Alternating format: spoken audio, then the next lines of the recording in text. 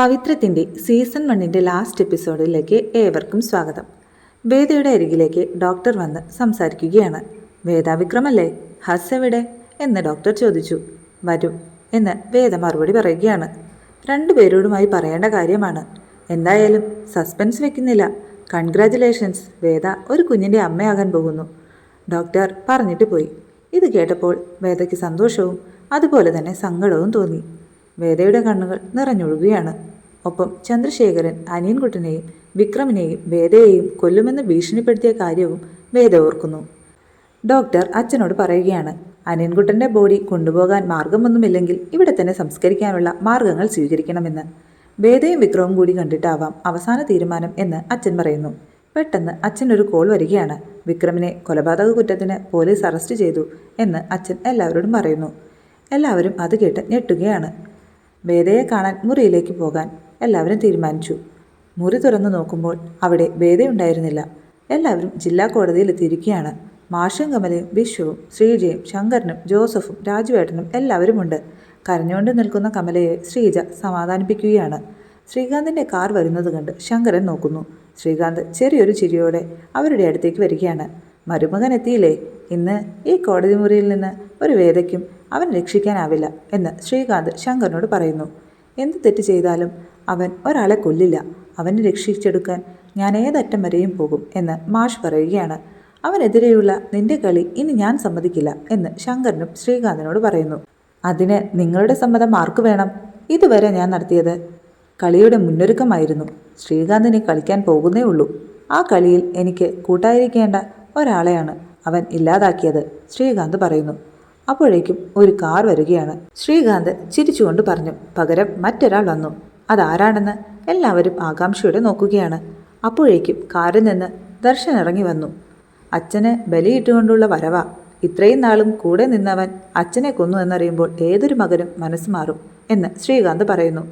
ഇതേ സമയം വേദ ആരും അറിയാതെ കോടതിയിലെത്തുകയാണ്.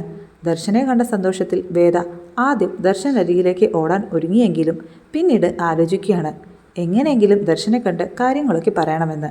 അങ്ങനെ ആലോചിച്ച് നിൽക്കുമ്പോഴാണ് ദർശനും ശ്രീകാന്തും തമ്മിൽ കൈ കൊടുക്കുന്നതും കെട്ടിപ്പിടിക്കുന്നതും വേദ കാണുന്നത്. ശ്രീകാന്ത് ദർശനെ തെറ്റിദ്ധരിപ്പിച്ചിരിക്കുകയാണെന്ന് വേദ ആ നിമിഷം മനസ്സിലാക്കുന്നു.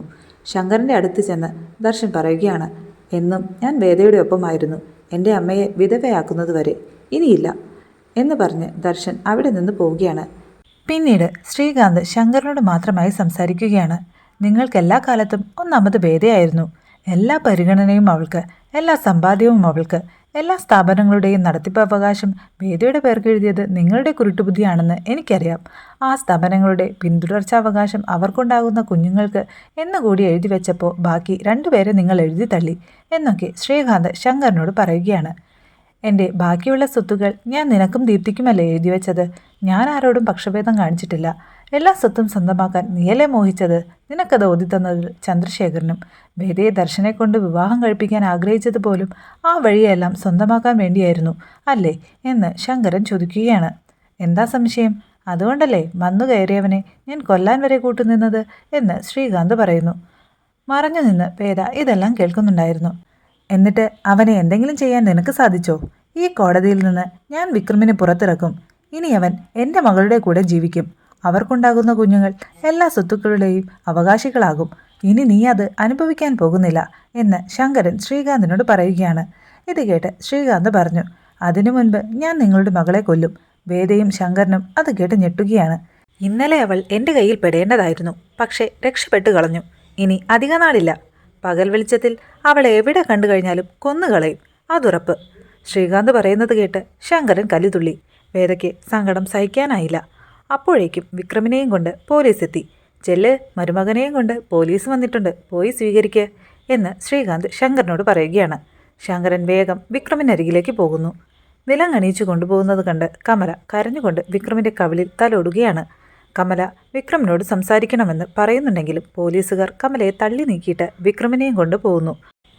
വിക്രമിനെ കൊണ്ടുപോകുന്നത് മറഞ്ഞു നിന്ന് കണ്ട വേദ കരയുകയാണ്. പെട്ടെന്ന് വേദയ്ക്ക് തോന്നി, ഇതൊരു നിർണായക നിമിഷമാണ്.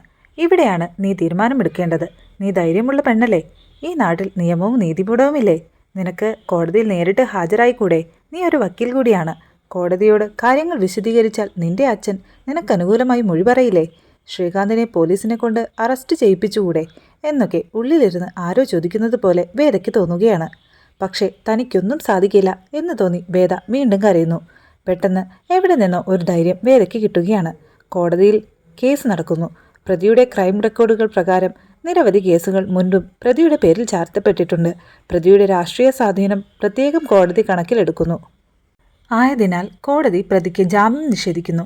അടുത്ത 3 ദിവസം പ്രതിയെ പോലീസ് കസ്റ്റഡിയിൽ വിടാൻ കോടതി ഉത്തരവിടുന്നു. അടുത്ത മാസം 18-ന് ഈ കേസിന്റെ വാദം തുടരുന്നതാണ് എന്ന് കോടതി ഉത്തരവിടുന്നു. വേദ ഇതെല്ലാം കേൾക്കുന്നുണ്ട്. എൻ്റെ കുഞ്ഞ് ഈ ഭൂമിയിൽ തന്നെ ജനിക്കും. വിധിച്ചിട്ടുള്ള എല്ലാ അവകാശങ്ങളും ആ കുഞ്ഞ് തന്നെ നേടും. അതുവരെ ഏതിരുട്ടിൽ മറിഞ്ഞിരിക്കേണ്ടി വന്നാലും ഒരിക്കൽ ഞാൻ തിരിച്ചു വരും, വേദ മനസ്സിലോർത്തു. വിധി കേട്ട് ഇറങ്ങിയ ശേഷം ശങ്കരൻ മാഷിനോടും എല്ലാവരോടുമായി പറയുകയാണ്, പേടിക്കേണ്ട, നമുക്ക് അപ്പീൽ പോകാം. ഇത് കേട്ട് കമല ചോദിച്ചു, വേദ എവിടെയുണ്ട്? ഈ കാര്യം വേദ അറിഞ്ഞോ എന്ന്. ശങ്കരൻ എന്തു പറയുമെന്ന് ആലോചിച്ചു നിൽക്കുമ്പോഴേക്കും വിക്രമിനെയും കൊണ്ട് പോലീസ് എത്തി. വിക്രം കമലയോട് പറഞ്ഞു, ഞാൻ ഒരു തെറ്റും ചെയ്തിട്ടില്ല. അത് കോടതിയിൽ നമ്മൾ തെളിയിക്കും. വേദ എവിടെ? അവൾ വന്നില്ലേ? വിക്രം ചോദിച്ചു. ഹോസ്പിറ്റലിൽ നിന്ന് ഡിസ്ചാർജും വാങ്ങി പോന്നിട്ടുണ്ട്. ഇങ്ങോട്ടെത്തിയിട്ടില്ല, ശങ്കരൻ പറഞ്ഞു. അവൾ വരും. നിന്നെ കാണാതിരിക്കാൻ അവൾക്കാകില്ല. ജയിലിൽ വന്ന് അവൾ നിന്നെ കണ്ടോളും, മാഷ് വിക്രമിനോട് പറഞ്ഞു.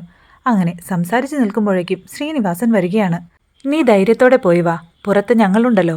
നീ അധികം അകത്ത് കിടക്കില്ല. ശ്രീനിവാസൻ വിക്രമിനെ ആശ്വസിപ്പിക്കുകയാണ്. വേദ വരുമ്പോൾ അവളെയും കൂട്ടി ശ്രീനിസാർ ജയിലിൽ വരണം, വിക്രം ശ്രീനിവാസനോട് പറഞ്ഞു. ഉറപ്പായും വരാം. പുളിക്കൻ്റെ മരണത്തിന് പിന്നിൽ ശ്രീകാന്തും ചന്ദ്രശേഖരനുമായിരുന്നോ? എല്ലാം ചെയ്തിട്ടും നീ അകത്തും ശ്രീകാന്ത് പുറത്തുമായി കഴിയുകയാണോ എന്നൊക്കെ ശ്രീനിവാസൻ വിക്രമിനോട് ചോദിക്കുകയാണ്. ഇത് കേട്ട് വിക്രം പറഞ്ഞു, സാർ വേദയുമായിട്ട് വരാൻ പറഞ്ഞത് അതുകൊണ്ടാ.